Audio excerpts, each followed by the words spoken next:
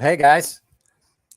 So I want to thank everybody that's already here. I can see there's like 5 or 6 people here. Mocked Clown, are you going to drop some dick jokes tonight? Yeah, I just saw that you were in here. So tonight, it is my birthday. So tonight I figured since it is my birthday, I would give myself a gift by bringing on one of my favorite people in the knife world, my good friend, Elliot Williamson. So we're going to go ahead and bring Elliot in. Let me see. Grab that quick. So hang on a second. Let me bring Elliot in. Hey, buddy. Happy birthday. Thank you, sir. I was, the music was so loud. Sir. Cheers. I'm trying to figure out which way the volume up and volume down. So if you guys are listening on Apple podcasts, there will be a link to the full video version of this podcast in the Apple podcast. Mock Clown, how old am I? I am 47. I am officially take a picture of the label with your phone so that you can blow it up years old. So if you guys know, Elliot is a local knife maker here in San Diego. I made a friendship with my daughter is responsible for me getting to meet Elliot. We were watching videos. It's all her fault. We were watching some videos on YouTube of knife makers because at the time she was still into knife stuff. And we saw a video. It clicked over to the Ferrum Forge videos, and Chris was eating a burrito. And then they panned around and saw a picture of the Claremont area. And she was like, Daddy, I know where that's at. These guys are in San Diego. And she asked me if I get a hold of them. And I got a hold of Elliot on a DM. And he was like, yeah, sure. Come up. You slid into my DMs, bro. I did. Hey, Aiden. I thought about getting a real bell, but everybody likes just me pounding on a thermos with a knife. So thank you for the happy birthday wish, Aiden. But yeah, so my daughter got us, we asked if we could make a trip up there, and Elliot was very accommodating. We had to trip, and then I just kind of never left. You never left. Never left. That is true. So since I already know all about you and everything, why don't you tell everybody Oh God. about I kind of know. So just to give it a backstory, you grew up in Baltimore. Your dad was a professional baseball player. So you grew up in Baltimore. You played hockey. How did you go from son of a professional baseball player to a hockey player to knife maker? Just kind of walk us through that. We got plenty of time. Gee, this is a long story. I know. That's why I didn't have too many other questions scheduled. So it goes a little something like this. So when I was 18, I left the U.S., moved to Canada, played junior hockey in Canada for 2 years, and then I had to make a choice between playing college hockey or playing professional hockey. Thinking I was doing the smart thing, I chose college hockey. I went to school in New York called Elmira College, and it was less than what I was hoping.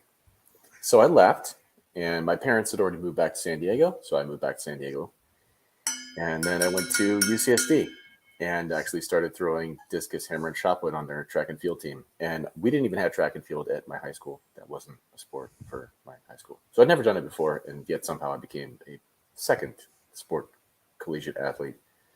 I was also really, really big and strong back then. What do you mean back then?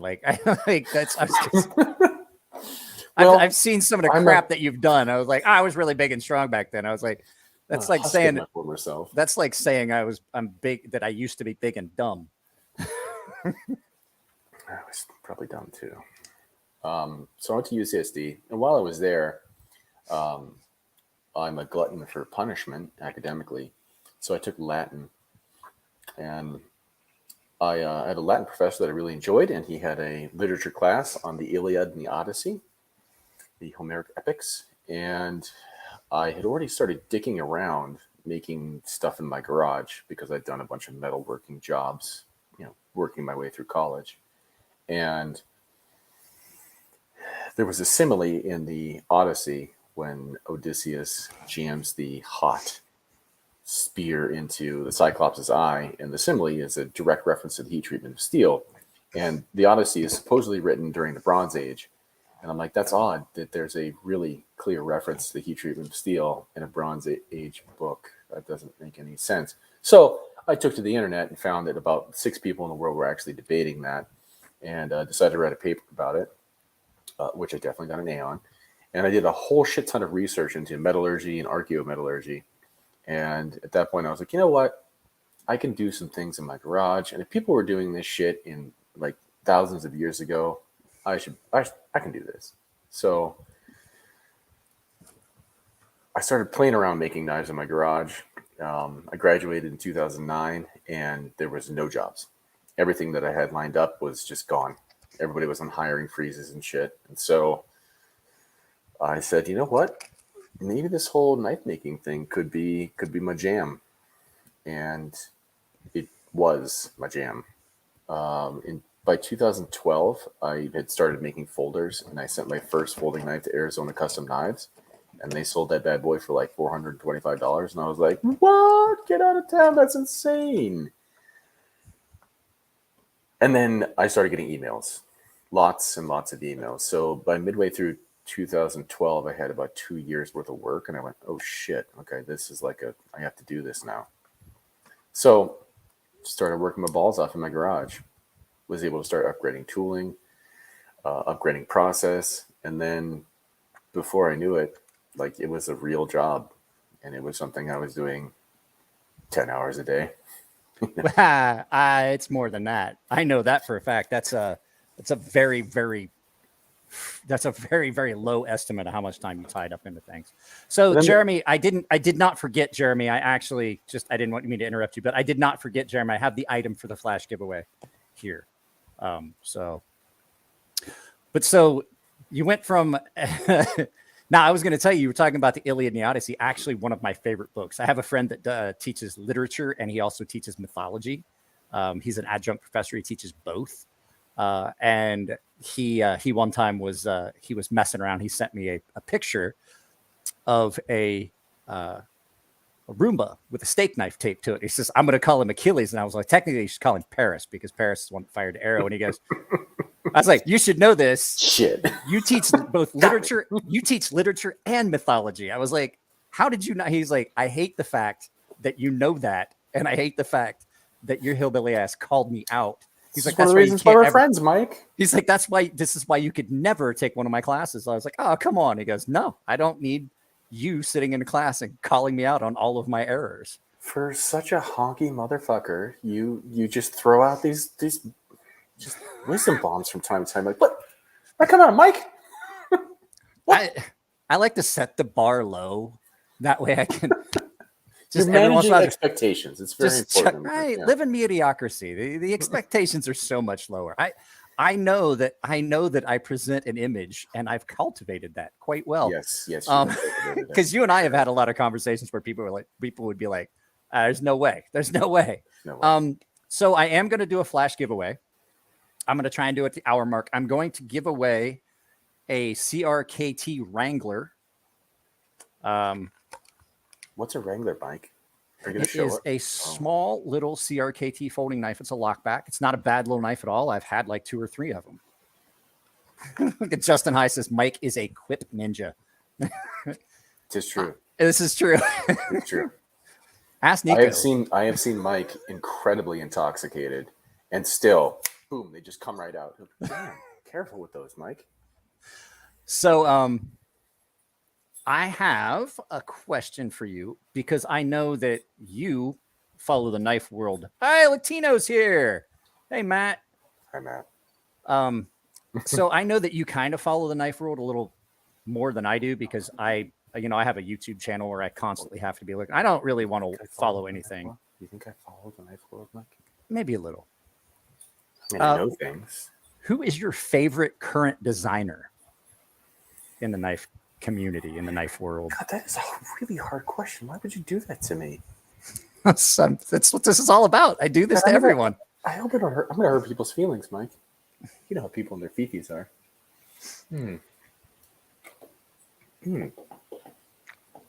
You know, actually, I've really been liking what Dylan Mallory's been doing lately. I can get down with what he's got going on. I said that little dude made the Centros. And for a guy like both of us have really big hands, above average hands. Huge. And I brought this. Yeah, I brought the. Here, let's show her. I brought the Centros to the shop before you guys left. And like you and I were both talking about how comfortable it was for a guy that has such small hands. That knife is super, super comfortable, even for folks with larger hands. Well, I've had the opportunity to talk to Dylan, and he's a guy that does crazy shit like measure things. Hey. Yeah. unlike anything I've ever done, which is like I made a handle that fit my hand and then put a blade on it. Yeah, I like Dylan. What about how about Jason? What's his name? Oh, good. Yeah, because if you can't remember his name, I'm from the South African Jason Guthrie. You know what? I know Jason Guthrie. He is fucking hilarious. Yeah, I was gonna say you told me he's hilarious, but the Jason Guthrie Scout, from what you told me, the dude's hands are bigger than either of ours because my hands are bigger than yours. And yeah, they are. We measured them. It's not true. It's true. It's definitely true. We did it. It's not. We did it. We did it at Wednesday Night Hockey. So, well, it was Wednesday night drinking for me, hockey for you guys, where you're slapping pucks. And still mostly drinking, but yeah. Yeah, really, the Scout, the the Jason Guthrie Scout, super comfortable. I'd have to say that right now, that's one of my favorite designs, even though it's been out for a couple years. There's one South African guy. He's not particularly well known, and I think he's friends with Jason. And like that's how I found him on Instagram. And he does a couple of knives, a couple of models that they're all like front flippers. They're kind of gentlemanly, and I've always really dug those. There's a French guy who I really like too. And I can never remember his damn name, but he pops up in my feed from time to time and was like, "That's a sexy looking knife. Appreciate it." What is this? There's a couple of Frenchies that I really like. Besides Tashi Baruka, who is my boyfriend. Is he? Is your man crush? Whenever we see each other, he gets super homo. It gets kind of weird. Yeah, well, but with Chris and I too, like it's unbelievable. Yeah. Justin says, "Okay, measure pinky to thumb. Let's see." We did the hand to hand thing, and it was like up there, and I was like, "No, I got big hands." And Elliot was like, and he was like, "Put our hands." And he was like, "You're a mutant. That's just ridiculous." He is a mutant. That is true. Yeah, I'm a mutant. Elliot says for sure. Stop barking, dog. I hear arrow. Okay, dog. So now you guys, Ferrum Forge, you guys kind of started out. You had a couple like rough years, and I was there for a couple of the rough years. And it reached a point where you guys were like, we might have to get real jobs and give up on this and do it on weekends. Oh yeah. So then everything picked back up. You got into designing a lot of production models and stuff. So from that perspective, knowing now what you went through then, starting over, what would you change? How would you do it different? Well, it's really hard for me to discount the years that we made absolutely everything ourselves. And then it taught me so much about process and like how stuff gets made and efficient ways to make things and how to do fit and finish and gear fit and finish away from completely one-off handmade things to how do you do it in a more efficient setting to kind of be production-y. When we were doing 200-piece runs and it was just Chris and I, like we had to be efficient as possible. And so it gave me a really good glimpse into production and then making transition to outsourcing our production. I can talk directly to people in any production facility and say, hey, well, what are you doing with this? What media are you using for that? What belts are you using for this? If you're stamping stuff, how detailed can you be with that die and mold? Like, tell me the deets, man. Like when I talk to production companies and I ask them, what's the smallest Emler you're comfortable working with where you're not afraid of too much breakage? And like they're questions that not a lot of other people ask them. What's your favorite end mill to run? What's your go-to? So having run CNCs and wire EDMs and knowing how all these processes work and how you make them as efficient as possible, it gave me a giant leg up. So it's really hard to say like, I would go back and do it completely different, because I really wouldn't. But maybe I'd start doing a lot more. I would have done more design work in the beginning, and I would have been more in CAD/CAM software so that I could really send more things out. Because the biggest jump that we saw was when I taught myself how to use SolidWorks, and it really changed the entire game for us, because knowing how things are actually physically made and having made them run CNCs, knowing what's possible and what isn't, translated directly into what I was designing. And so when I send a CAD render off to a company, I say, hey, I need you to make me 1,000 of these. There's nothing in there they have to change. And they go, oh, well, this guy did all this stuff. I can verify that, because I've sent designs, I handmade some knives and you rendered them for me and I sent them off and people are like, oh, wow, that is perfect. That is like a finished. He's like, there's very little that has to be done from what you sent us to what the machine has to do and tool paths. And I was like, well, yeah, I know a guy that does an incredible good job of it. Fellow. So Aiden asked, will you guys bring back the Fortis? I currently have no plans to do another run of Fortis, but you know what? Doesn't mean it won't ever happen again. There's still, I've seen the Fortis 2.0 out there a couple places. There's still some out there in places. Like they come up on the secondary market. No, they come up on the secondary market. And I wanted to say hi to Luke Albert. I saw that Luke was in here earlier. He said, Elliot, and I brought it up on the screen, but I didn't get to shout it out. So what's going on, Luke? Here's one. Murky Ocean says, why do Elliot and Mike look like brothers? Well, we've joked about it. He's the younger brother I never had, and his younger brother is the younger brother I never wanted. It's funny, his younger brother I never wanted either. Oh, now your brother's to defend himself. Yeah, I know, that's why it's fun. But no, his brother Chris is great. And if it wasn't for the fact it's really hard to do 3 people on, I've done, like, we did a test and I had 3 people on here. Yeah, it's three just ways do tend to be challenging, Mike. Yeah, it's who gets, yeah, if your ball sack touches mine, it's just gonna get nasty. Anyway, so was it Split Screen Ocean? I don't get it. So yeah, the knife that you wish you still had, a knife that you got rid of that you wish you still had. Does this also get classified as knives that I've had disappear over the years? Yeah. Anything, like whether you got rid of it, sold it, whether it got stolen, because I know what got stolen. I know exactly what knife you're going to say. I'm going to say we are going to do a production version of it. But we have a model that's called the Demigod, and it was only done, I think, God, there's like 15 of them in the world, for like our big ballers. Luke Albert is one of them. He probably has one. Son of a bitch, wish I had one.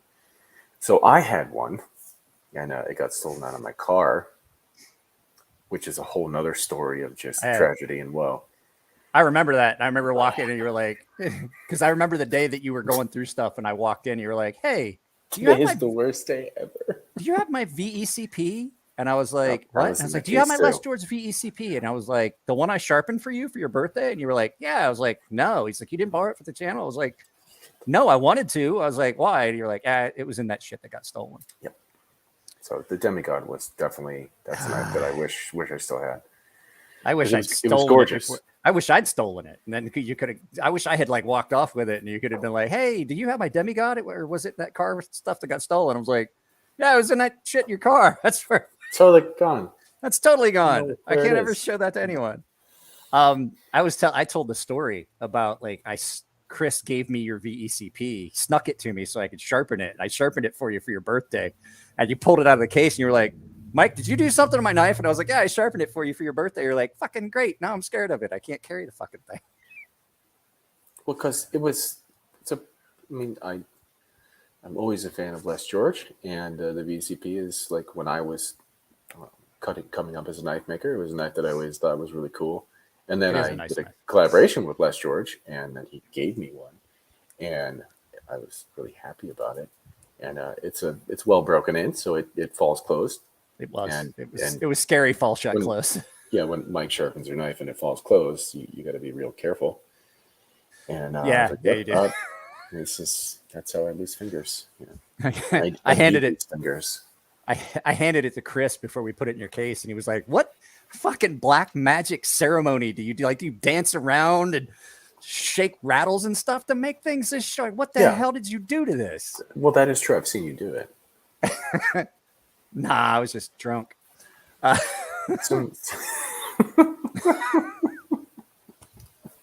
So now we talked about the Archbishop, or not the Archbishop. So the Archbishop. When did we talk about the Archbishop? Because the Fortis. No, it was a Fortis. Yeah, it was a Fortis. Yes, I'll keep it straight here. Yeah, Fortis. Keep it straight. So they asked about bringing back the Fortis. What models would you think about going back and revisiting? What models are the ones that really are ones that you really just liked enough that you think that you want to go back and revisit and have released under the Ferrum Forge Designs moniker? Well, it tends to not be what I like, and it's more what people like. So there's going to be a shit ton of Stinger. That knife. I can see that. Well, it's the first data-driven design that I'd ever done. I mean, I designed that knife in 2015. I'm going to give you full screen. I got to go grab something. Go ahead. Oh, God. Full screen. It's just me. No, so the Stinger is a knife that we're going to continue doing. There'll be liner lock versions of it, and there's definitely a frame lock version coming out in January of 2022. I happen to have one sitting next to me, and I probably shouldn't show you, but I'm going to do it anyway. I'm really excited for it. And there's going to be some fun inlaid versions. Ooh. Too. Ooh. Yeah. Well, that's what I was going to grab. I was going to grab mine because I had neglected to bring my knife case over. So mine's a prototype. This one was a prototype. And you're like, oh, just keep it. Do what you want with it. Do what you want. Because I was going to just have it for I just was going to show it on the channel. And you were like, I've got all of my need here. Just take it. So what we did on this frame lock version is going to come out. We kept all the dimensions that are in the liner lock. So it's going to be nice and thin still. But full tie frame lock. Deep carry clip, just like the other one. And I've been carrying the prototype around for quite a while now, and it's fantastic. Now, which do you like more, frame lock or liner lock?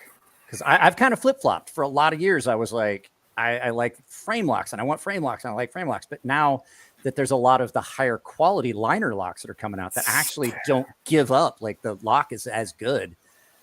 I've gotten to where I was like, I kind of like the ergonomics and the feel of a liner lock. So since we've started producing a lot of liner lock, I do tend to like it a lot. I carry a lot of liner locks now. I've got a lot of liner locks now too, and I like a lot.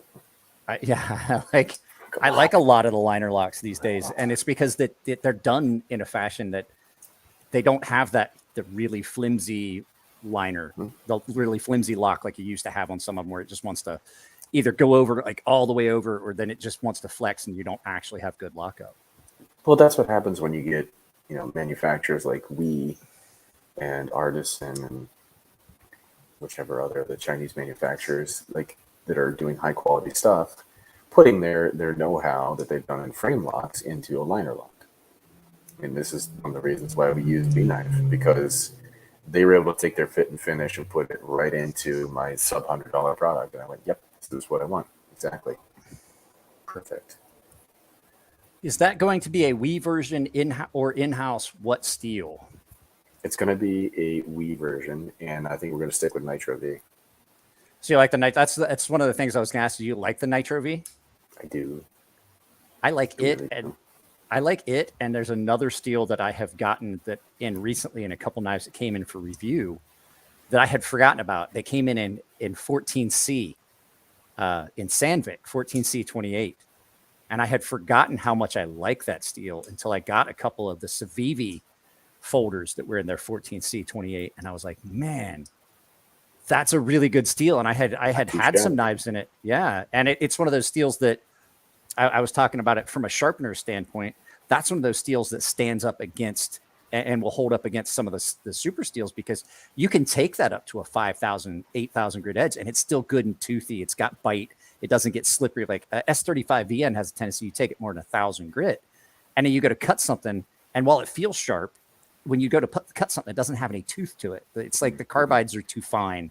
And then when you take it up to that high of a grit, then it just wants to slip off of anything you're cutting.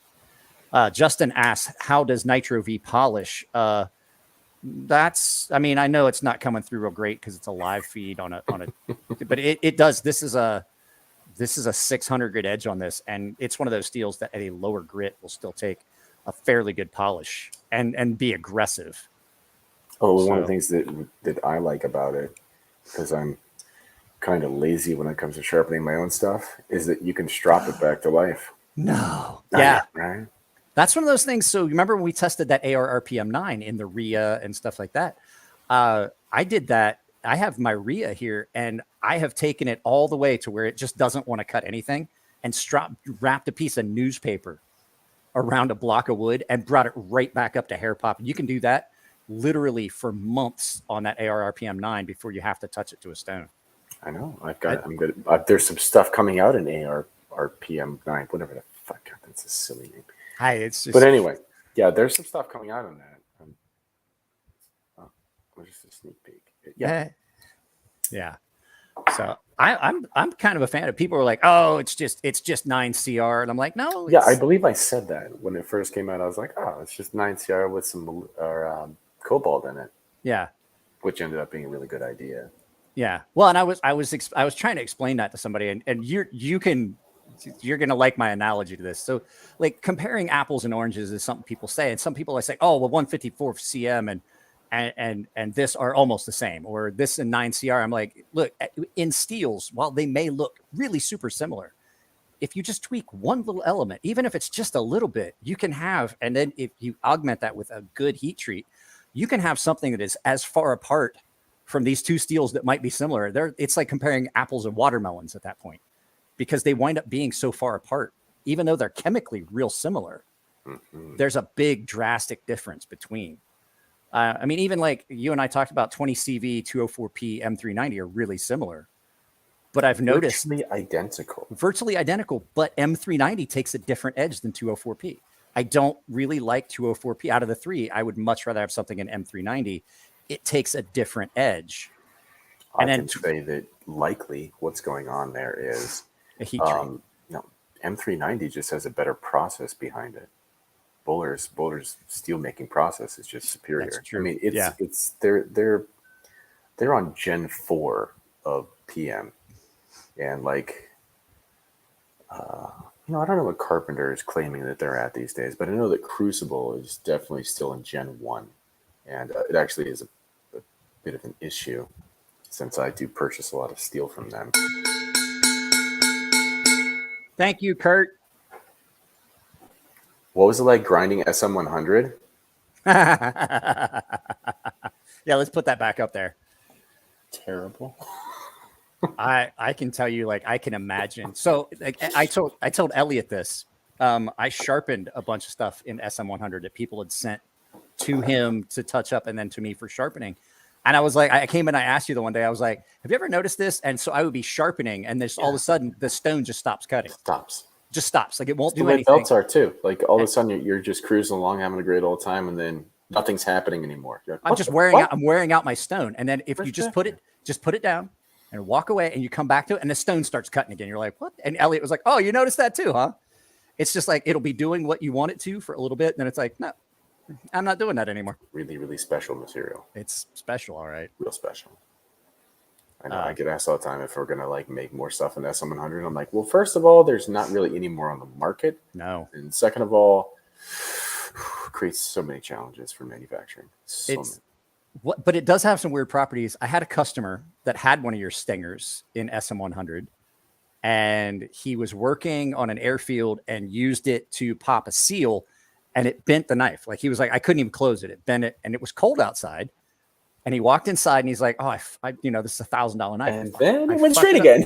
And he set it down in his office on the desk and grabbed a pair of pliers to go out and break the rest of the seals on some crates. And said he came back like 2 hours later, and the warm shop, like the knife had straightened itself out. And he goes, what the? Yeah. And he sent me pictures and was like, what in the actual fuck is going on with this? And I was like, it's one of those memory steals. It's not even steel. It's one of those memory metals. Jesus, I am getting just pinged constantly. I keep one of the drops from Waterjet from those Stinger blades, and my favorite thing to do when people come to the shop is bend that thing, because you can just bend it with your hands, just whoop, bend it into a circle, and then heat up with a torch, and it goes back to straight. I'm like, yeah, it's fucking insane. The weirdest thing that happened with me was I was trying to sharpen it, and I was trying to use a diamond stone, and it just like it didn't want to. It would like, and ceramic, like the ceramic stones, it wanted to chat, like it stick to the stone and just chatter down the stone. And then I tried to strop it on my balsa wood strops with diamond paste, and it pulled, like you could see clean. I could see clean balsa wood, and I was like, and then that it just had stuck to the edge of the blade, and I had to sharpen it back out. I was like, well, that's no good, and I had to go back down to like 200, like 1,000 grit, and sharpen out like stropping compound that was stuck in the blade, because it's like silly putty. Like, you know, when you would stick the thing on, you get the pictures from the newspapers and stuff, from the comics. Brian Grimsley, hey everyone, what's going on? What's this? Memory foam in steel form. That's not too far off, really. It doesn't feel like normal metal either. Like it just feels plastic when you're dealing with it.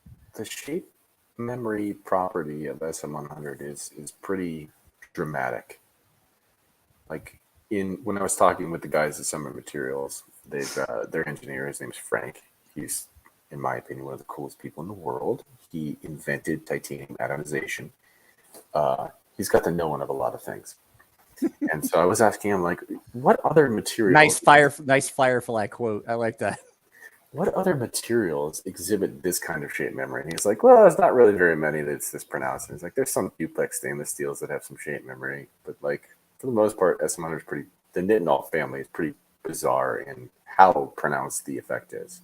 It's like things that can straighten themselves completely straight. That's pretty nuts. Yeah, I'd never seen anything like that. We were talking about it, and you were like, "Oh, well, check this out." And you took the torch and I was like, you should have seen. It was a complete circle, and it like straightened itself out. I was like, the first like run that they did of it, that some of the materials ever did, it had memory from the roll when they rolled it out hot, and so when the first samples that they sent out to people, the first knife makers to touch it, everybody's stuff warped.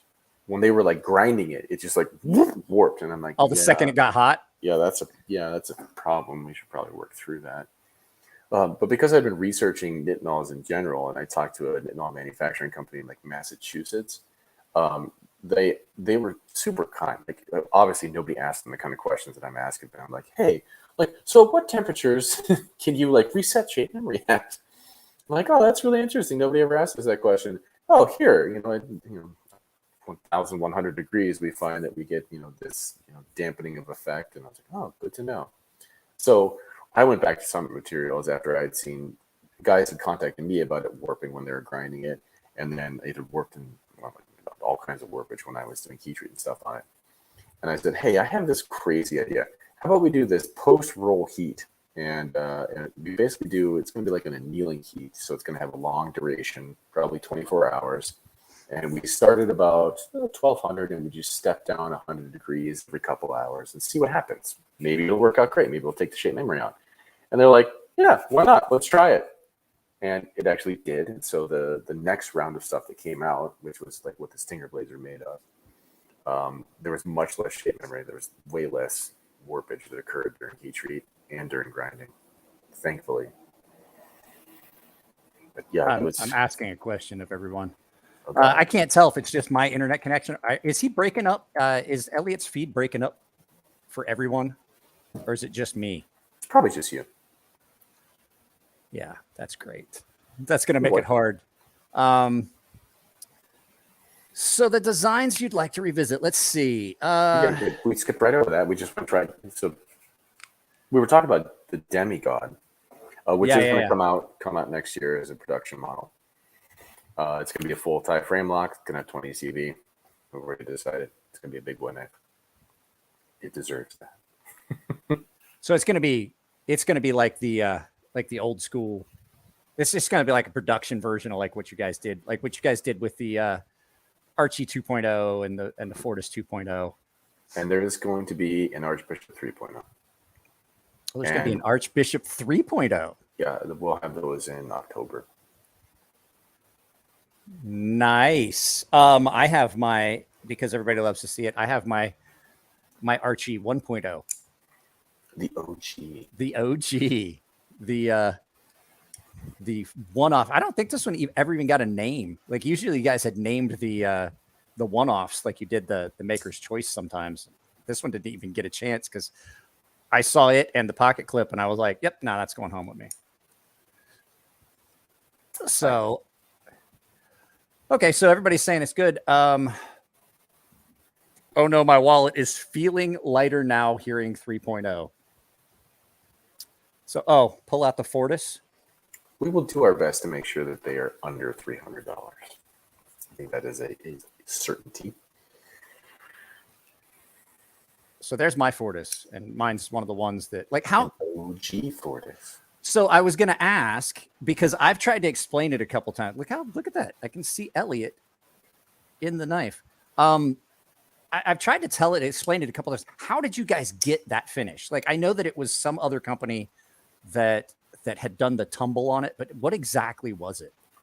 So we knew a fella back in the day, and he had access to body jewelry, mass media finishing equipment, and media. And so they had all kinds of weird shit, right? Because we're talking about body jewelry, right? So nobody's standing there hand polishing that. They throw it into a fucking tumbler and they put a bunch of crap in there, and then they come back 3 days later and it's shiny.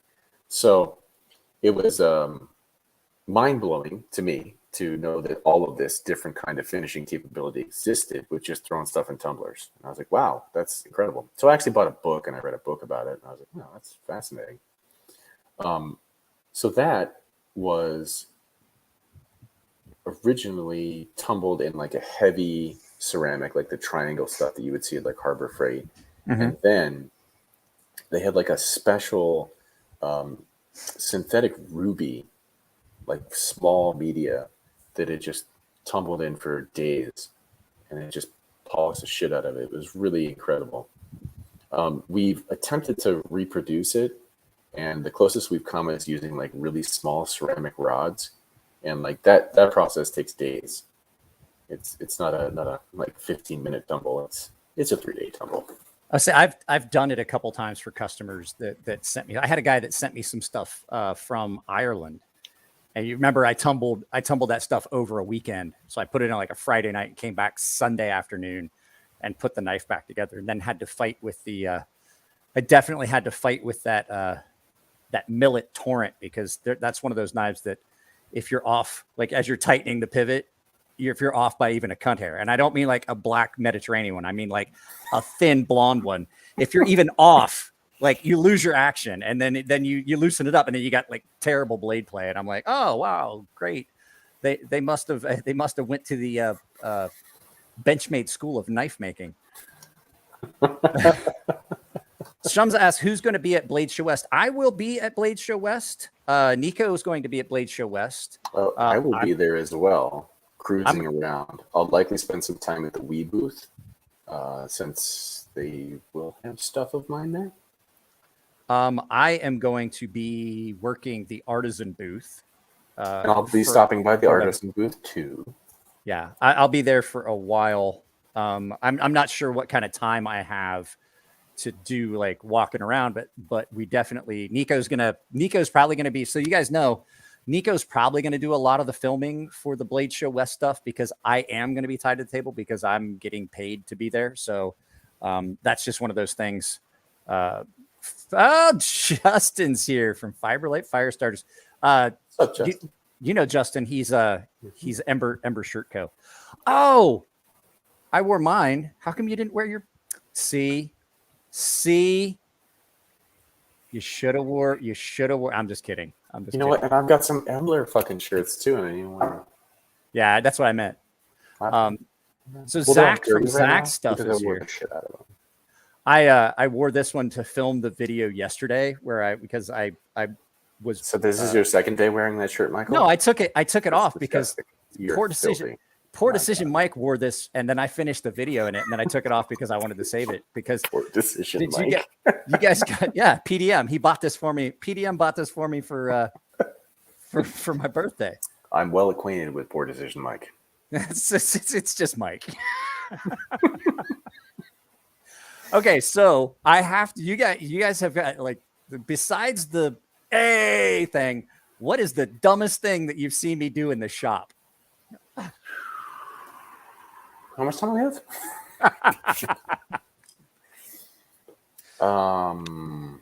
No. The helicopter into the thumb, really, that was the creme de la creme of stupidity. That was, and I saw your brother get all pale when he saw how bad the cut was, and you and I were looking at it. I was like, it's not. I mean, let's just tape that. I put a super glue it. It's fine. Well, and then I had to have emergency surgery that night to sew the tendon, but I fucking. So I grabbed a dirty paper towel and I was like, "Hey, can you fucking electrical tape this for me so I don't leak all over?" Because like Chris was like, "You need an ambulance." I was like, "No, drive to Balboa with my hand out the window with blood running down." It was a good one. It was a good one. Yeah. So I told the story not long ago about the time that I was the first time I ever took apart a Brian Nadeau Sharp by Design. And I got it apart. Well, see, one of the other things that I would throw in there was watching you trying to put it was probably a Nadeau back together, and you had the fucking mallet out, beating the shit out of me. What are you doing, Mike? We have an arbor press, man. I told everybody that story, and because it was a rubber mallet, and the arbor press, I had just refinished it. I'm like, the arbor press, like no matter how I try, I'm gonna scratch it. And I'm there, and I'm whacking on this knife with a mallet. And Elliot looked at me and I was like, and he's like, "Are you putting a knife together with a mallet?" And I turned and looked at him. I was like, "Of all the fuck things I've seen you do in this shop, you're going to talk to me about putting a knife together with a hammer?" And his brother looked at me and goes, "He's got a point." Like, he's not wrong. Get the welder. But I do believe that was the last time that I ever put a Nadeau deck together without running the end mill, or I'm sorry, the you're gonna get there. It's bit, got a very specific name. I'm trying to think of it. I can't think. I haven't had enough sleep. I think they ream things. Yeah. No. I went and got an end mill. I went and actually got an end mill out of the mill. Like, fuck this reamer. I'm getting the reamer. Because the hole was bigger than the reamer you guys had, because those Nadeau pivots are big, and I just went and got it. I measured it out, and I got an actual end mill out of the mill, and I was like, looked at it, and Chris was like, "What are you doing?" I was like, "I'm not breaking another pivot," because I had Remember, I was trying to get it together, and I broke the screw trying to get that pivot. It's like I was like, "Brian, there's no reason for that. There's no reason for that." I mean, tight tolerances are one thing, but like basically they're like interference. At that point, they're almost like interference fit. like, should I heat up the titanium? Brian's a fan of the press. He's a fan. Yeah, he is. Sure. He does. But I don't know if this instills confidence your knife are tough, or if I should be worried. Worried. Yeah. And I mean, Elliot and I are both those guys that if it can be broke, we'll find a way. And if you tell us it can't be broke, we'll be like, bet. Challenge accepted. Hold my beer. Watch this shit. You ain't seen nothing. You have not seen a thing. What was I gonna here? I've got a couple on here. Okay, so your favorite design of all the knives you've made. What is your personal favorite? Worst of all fucking question ever, and I get asked it all the time, and I always have a terrible answer for it. Because it always depends. Depends on the day. It does depend on the day too. So from just an overall aesthetic standpoint, still to this day, one of my faves is definitely not the Pretium. Thank you. I love this. I love this knife. I swear, I love this mistakes. knife. You didn't make a mistake. You just had to start somewhere. You made a really good outdoors knife. I'm going to tell you, this is something that I would carry outside if I was camping or fishing or hunting. Okay, I'll accept that.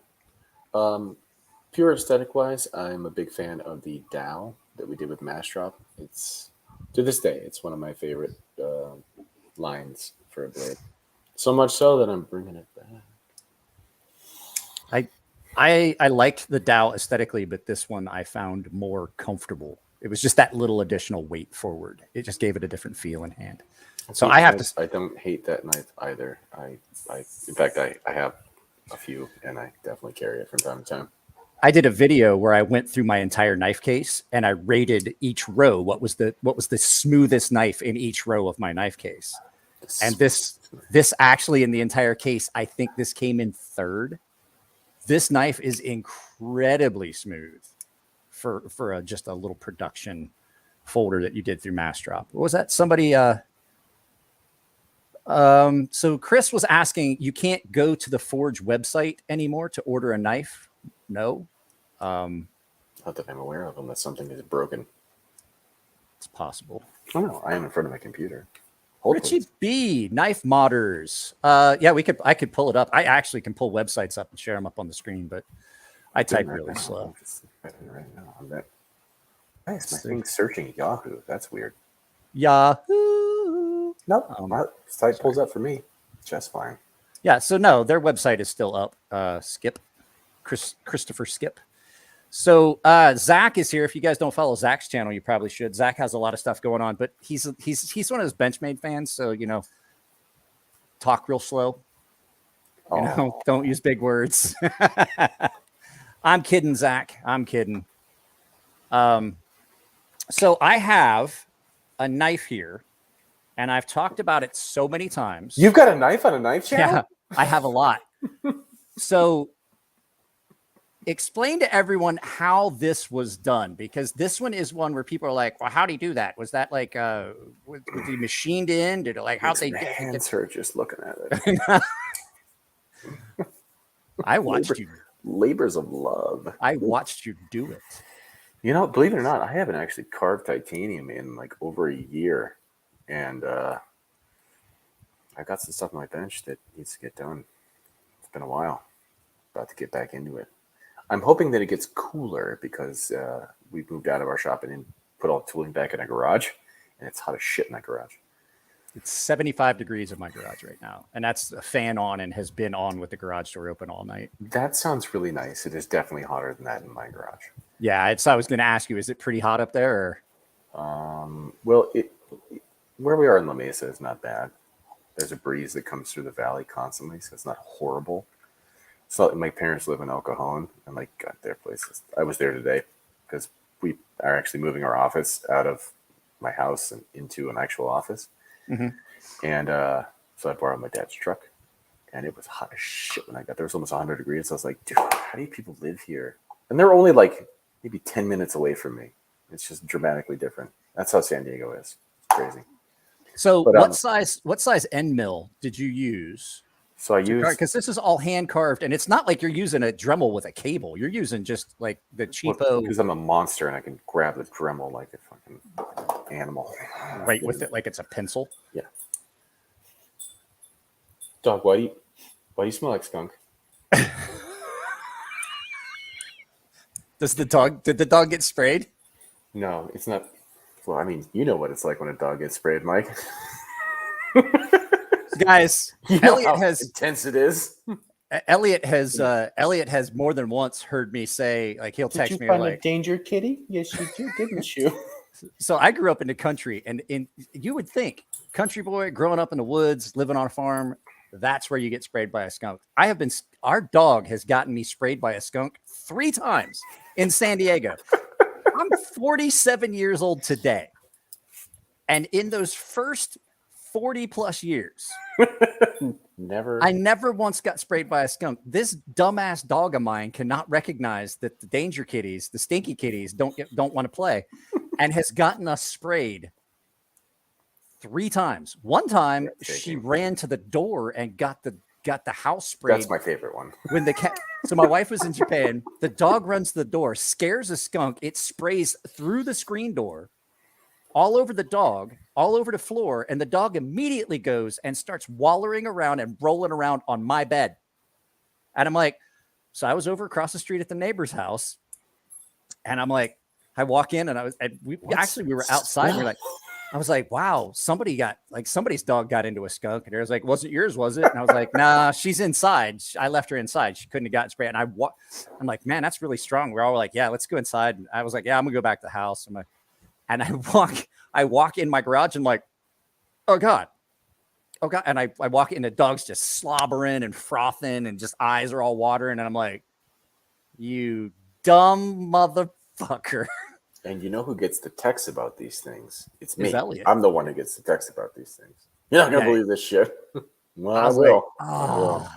Like Matt, Tino wouldn't come to my house for like 2 months. Like the whole time, my wife was in Japan for like 2.5, 3 months. The entire time I'm spraying everywhere because it had soaked into the tile floor. I'm spraying it with vinegar and peroxide. Like I washed our sheets and our pillows and burn it. Oh, it was horrible. Like we have that memory foam mattress. I was like, I'm finding a way to get rid of this smell. I must have went through like $1,000 worth of Febreze. And then when it would get hot, you could still smell it for like burn it. What the fuck is wrong with you? I believe I that was my advice at the time, was just burn that shit. Burn the house. burn it. Burn it to the ground. Just burn it. Ruin. There's a story that I told, and I can't tell here because it'll definitely get it demonetized. I was like, I think we should burn the place. That was that girl. You remember? I told that story. That's a story for a live feed where I don't care if it's monetized. Burn it. Did she ever find out? Yeah, the house still smelled like it when she came back. Like it would get hot. And she's like, I could still smell skunk. The dog smelled like skunk for like, there's only one thing that will get rid of it. And it is that Nature's Miracle skunk removal spray. And that's the only thing I found that works. And I got news for you. Like I had to throw away clothes. And when you spray yourself with it, you're like, boy, I'm glad dog skin isn't sensitive. That shit burns. Like spraying myself with it. Just burn it down and claim the insurance. Dilute hydrofluoric acid. No big Nico's like, ew, that story is awful. It pretty is. It is pretty bad. So before we go any further, I have that flash giveaway. So you guys, I'm going to set a timer and everybody has a minute to answer this question. Oh boy. Set a timer for 1 minute. So to give away this knife, I need someone to tell me the first three words in the movie Caddyshack, starting now. And I know what they are. So, the spoken words or sung words? Yep, the first three spoken words from the movie Caddyshack. But while we're doing it, I'm going to ask you the question because you and I are both ineligible, and so is Nico. Everyone is eligible except for Nico because he's a channel. Well, Nico's eligible too. He has no prior knowledge of this. Let me see here. Now, the next questions. Okay. Overrated and underrated companies. You got 25 seconds left, guys. Overrated and underrated companies, in your opinion. Underrated companies.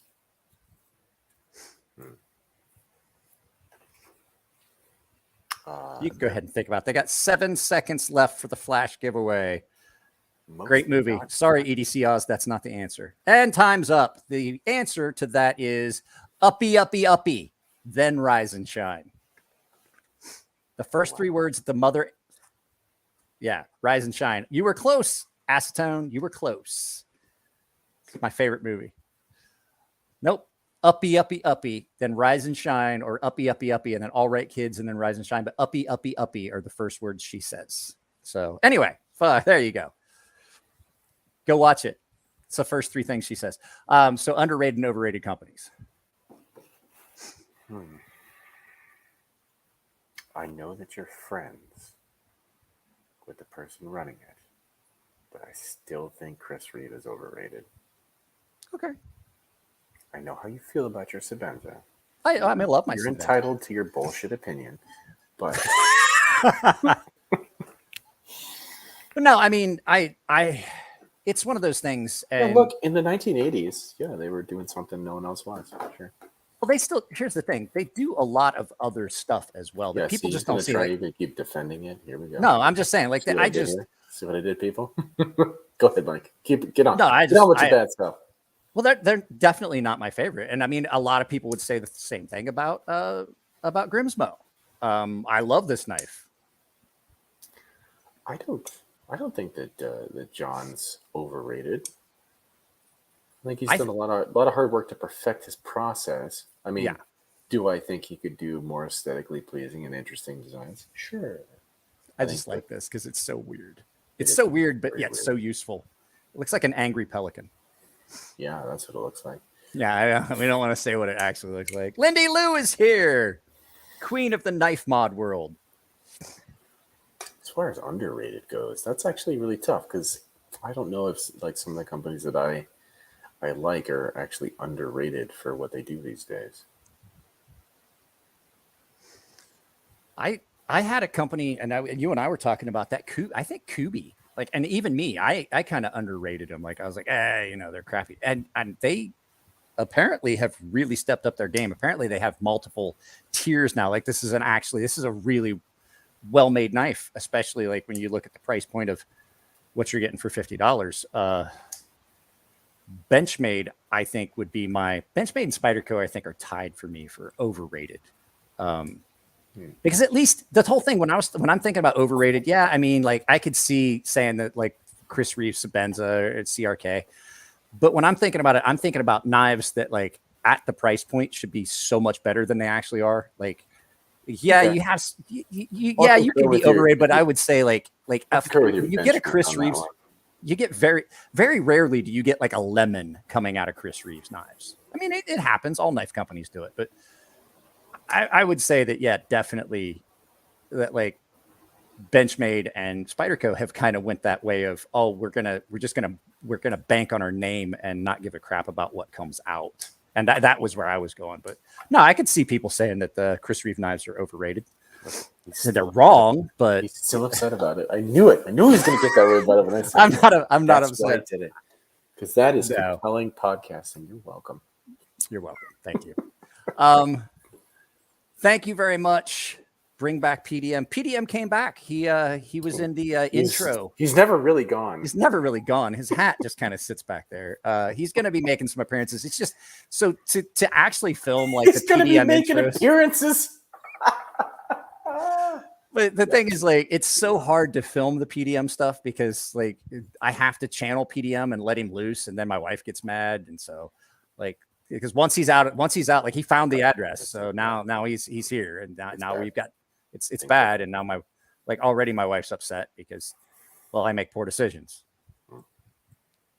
All right, one knife for the rest of your life. Like if it doesn't have to be one of your knives, but it has to it's the one knife that you're gonna have. You can replace it, you can buy a new one, but it's like the one knife that's gonna meet all of your needs for the rest of your life.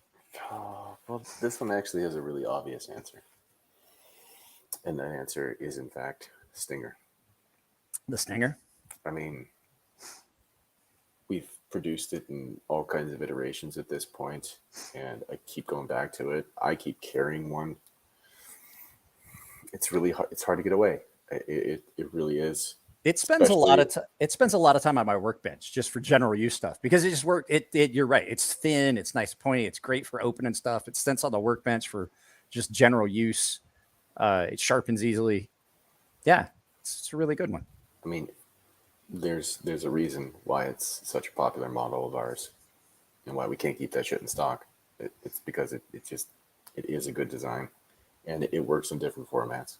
Yeah, I know. We get asked a bunch to do like a mid-size version, like a 3.5-inch bladed version. I don't know if I would. Thought has crossed my mind. Kurt asked which of my two designs. Well, actually, I have three. Which of my designs you like best? I like the Snee Snake. The Snee Snake. Yes, I said Snee Snake. So does Matthew. Elliot, opinion on the new We Suck. That one. Yeah, that one. There's too many vowels. There's extra vowel in there. I know. Sakashi, Sakshi. I think they got the A transcribed somehow. I'm dyslexic. So I've been working with We Knife for almost 6 years now, and one of the things that has definitely happened is, so the guy who designs their stuff is their CEO, Joe. And I know Joe very well. And Joe's a good dude. I like him a lot. And so I can definitely see my influence on Joe's design work. And so that knife doesn't actually shock me that it looks similar to a stinger, because boy, oh boy, do I order a lot of stingers. So Joe is looking at it going, what is it? Thank you, Spanky. What is he doing that people like so much about this knife? Which is what I did when I was designing stuff. Well, I still do it when I'm doing stuff. What do people really like about this knife? Why are they people drawn to this? Why do they keep buying it? Why is it getting hype all over the internet and stuff like that? So I'm not surprised that they come out with stuff that looks similar to what I'm doing. And in my opinion, I find it very, very flattering. I've told the story about like you printed out my design form, like, so I had a copy of the Habu, which is the drop point version of the Sea Snake, and I was sitting around and I had it at the house and I was playing with my stinger that you gave me, and I was like, I have to talk to Elliot because they are so similar. Like if you lay them next to each other, like that's the same. Like people, and I was like, okay, I just won't do it. And Elliot looked at me and was like, why? I mean, you accidentally stumbled onto exactly what I did. Well, and the thing is, like, We Knife is so adorable, right? They emailed me and asked me about it, like, do you think this is too close to the stinger? I'm like, no, it's fine, guys. Like, as a guy who designs things and pays attention to a lot of detail, like, yeah, they're very different in detail. They just have a almost similar, it's not even that similar, form factor to it. And like, what really is queuing people off is they put that like the little fuller thing that we I saw it. It's a good looking knife. Yeah. And I'm like, that's the only reason that people are super queuing on it. If they took that out, nobody would think twice about it. It'd just be another drop point. It's a really good looking knife. What was the other one I was gonna say that looks real similar to a knife of yours? I'm trying to think of it. I lost it. I've seen a couple other companies make knives that were, it's gone. I last night, to relax a little bit, loaded the glass saxophone with some jazz cabbage, and there's stuff like short-term memory's been effed with a little bit. That does happen, Michael. It does happen. Well, I mean, last night I was at the concert at Petco, where there was Weezer, Fall Out Boy, and Green Day. And you caught a contact. I think I created some of the contacts. What are you talking about? But no, that was an insane concert, by the way. And like Weezer and Green Day, like those guys are old now. Yeah. They're not young. No. Still bringing it though. I remember did you remember Oasis? I remember when Oasis was so Oasis came to Japan and they played the what we called it the Saikai American Festival, and it was like a county fair for the base there in Sasebo, Japan. And those guys came, and it was kind of the same thing. Those guys put on a show, but we were like, man, these guys are getting old. So I had to look it up. So Billy Joe Armstrong, he's 49. Yeah, he's I was gonna say he's a couple years older than me. I remember when like Dookie came out. I was in elementary school. I remember listening to that shit in my buddy's basement when I was in 4th grade. I think I was already in the Navy. I think I was overseas already. Well, you're a bit older than I am, Michael. Yeah, I am. 47. Like I said, I'm officially take a picture of the label and blow it up on my phone years old today. Mm-hmm. So everyone asks, did you know how phallic this was when the design got released? And I've told everybody, I was like, he absolutely knew. I'm pretty sure he absolutely knew. Was it done as a joke? I'm going to quote my brother on this one, because I actually keep a list of quotes from Christopher, because throughout the day, he says some shit that is just outrageously funny. So like, he'll just like turn around and be like, hey. To quote Chris Williamson, knives are just sharp dicks. That's the best answer I got for you. So you guys have no idea what I'm about to talk about, but there used to be at the old shop, there was a cupboard and it had a dartboard on it. And there was all kinds of stuff that was just written on there. And it was just like somebody would say something and somebody would say, they were like, go get the pen. That goes on the board. On there. Yeah. My favorite was Nick Shabazz Schrodinger's blowjobs, and I was Sounds like Schrodinger's blowjob.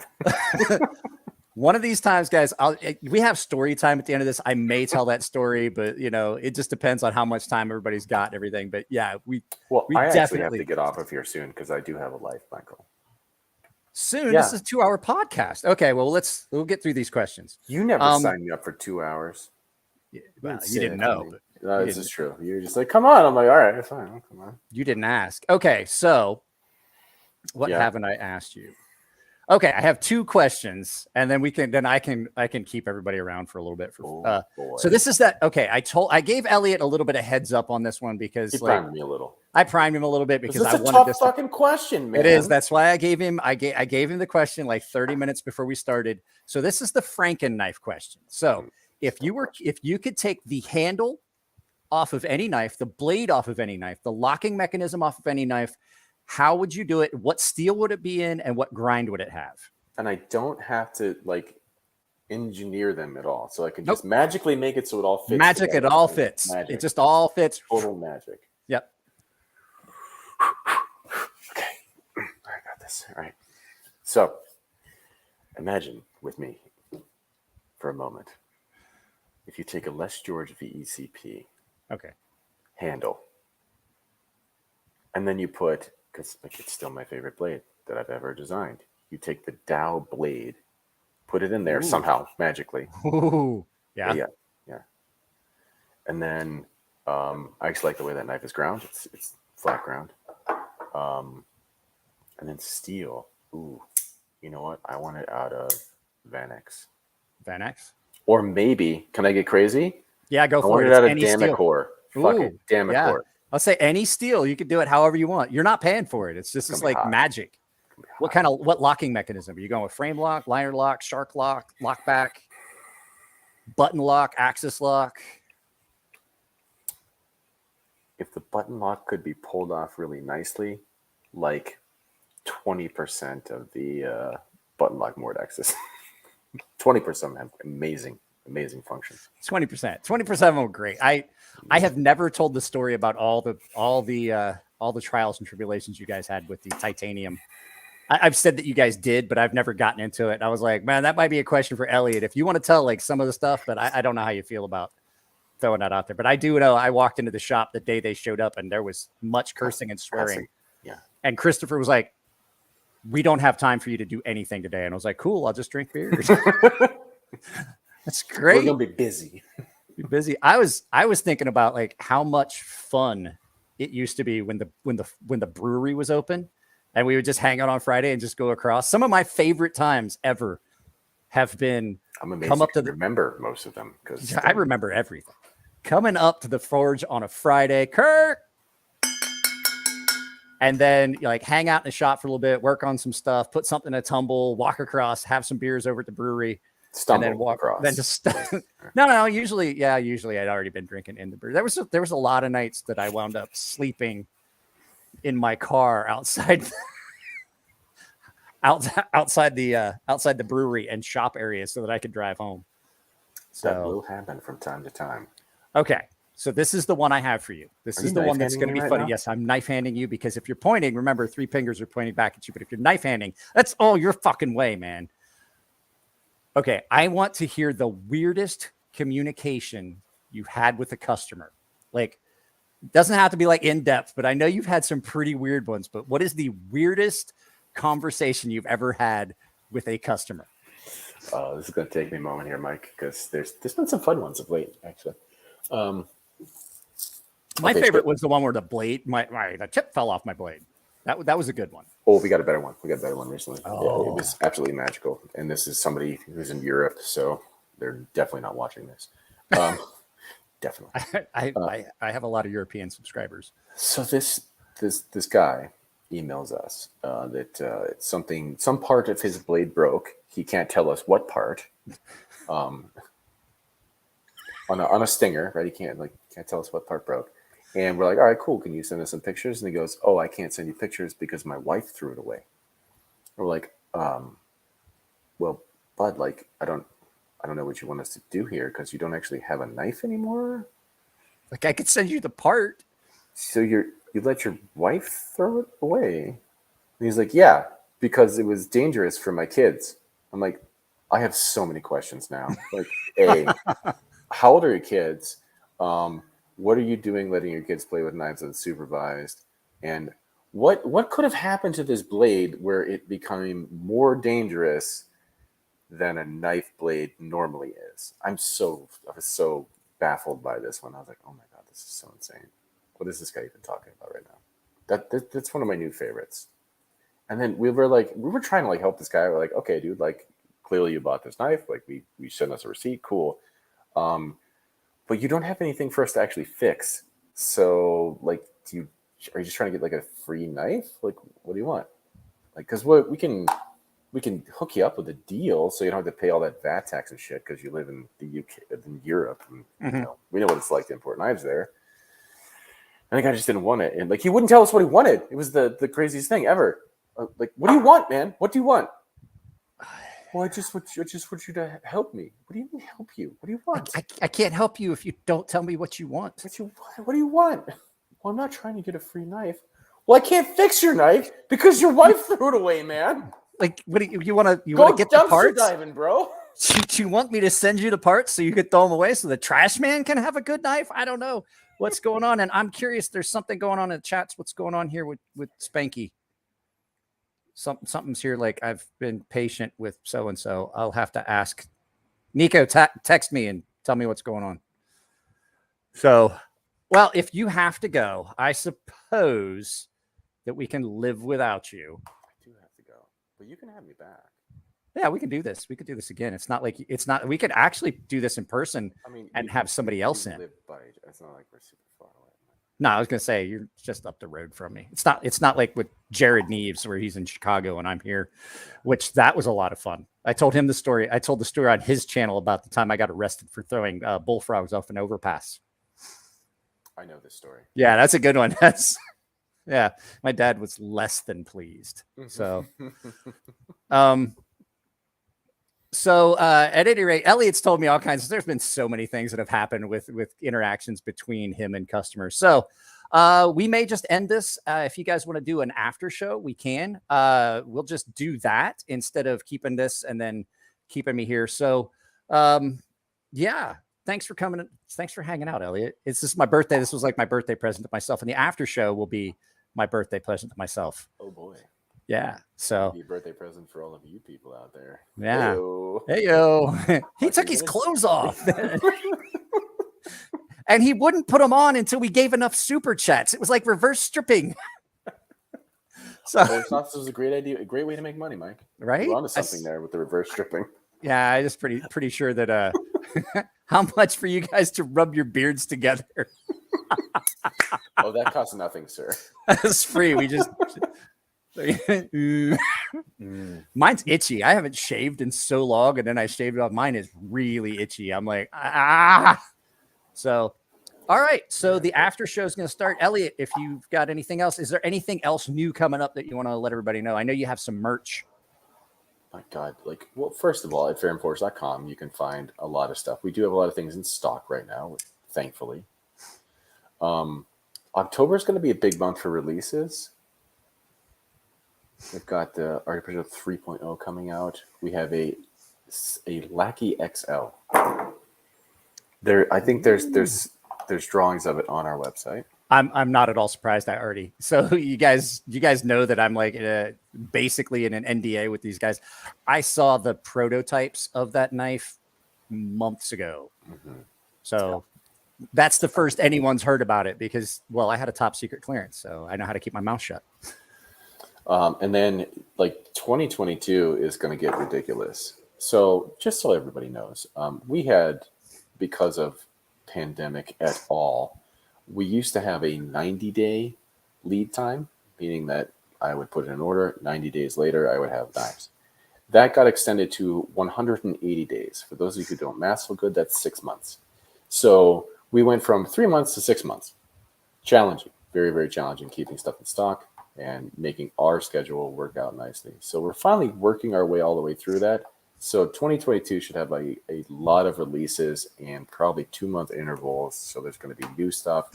as well as all the things that you love, right? We're going to continue producing the Stinger. You know what? I'll just drop it here. There's going to be a Gent 2.0. Ooh, I talk about the Gent all the time. As a matter of fact, that was one of my it's one of my recommendations when people ask for a good gentleman's folder. And so it's going to have some slight differences, right? I brought it more back in line with the Ferrum Forge look, and it'll hopefully be relatively inexpensive. It'll definitely be a lot cheaper than the Gent. There's not much of them left on Drop's Amazon share. Let's say I think I saw the last time I was on there, because I did affiliate links for it. I think there was like 5 or 6 of the black handled ones. I don't remember what else they had on there, because I know there was some different ones. So yeah, and so we got the Gen 2.0 coming out in 2022, and that's exciting. And then there are a bunch of new models coming up next year as well, because I've been very, very busy. Just designing away like a crazy man. So if you guys, Generally what you guys in my don't, underwear. I was gonna say, what you guys, well now, but what you guys don't see is, like, when the shop was up there, I would go up to the shop and I'd come up on a Friday night, or I would be there on a Saturday early, and then Elliot would show up, and then sometimes I wouldn't leave until, much to your brother's chagrin, I had a key to the shop. Still have a key to the shop, by the way. I just never got rid of it. You should check it out. I don't know if they rekeyed that thing. That'd be funny, right? Just come in, there's some like, hey, hey, what's happening? So I would come up there, and I'd be there until like Elliot show up in the afternoon sometime, and I would leave at sometimes 1, 2 o'clock in the morning on a Sunday morning, and there's Elliot still in there cursing and swearing because why is the radius not short? God damn it! So how dare you delete my chamfer SolidWorks? How dare you? I've seen Elliot pretty upset a couple times. I saw him murder a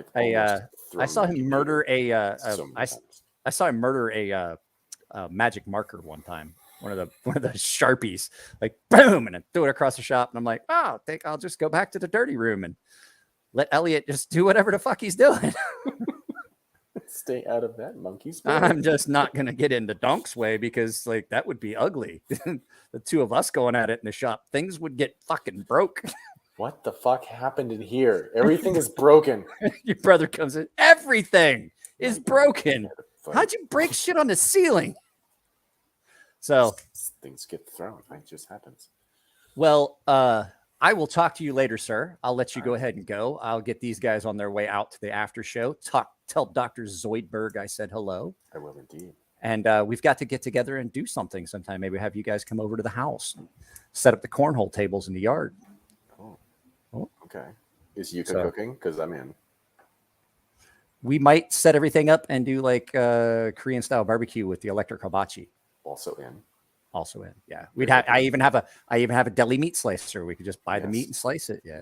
That's why we're friends. Because these are all things that I say that you're like, I can see that's why we're friends. Yes, indeed. In fact, I gotta do up some like pastrami and stuff. Ooh. Gotta get on my meat game. The only thing is there's no TV in the living room, so if we're going to watch anything, we have to watch it out here in the garage. Oh. The living room is the downstairs is TV-less. I wanted to keep it quiet in there. I wanted it to be someplace where people could sit and just hang out. So, all right, Elliot, thank you for coming and hanging out.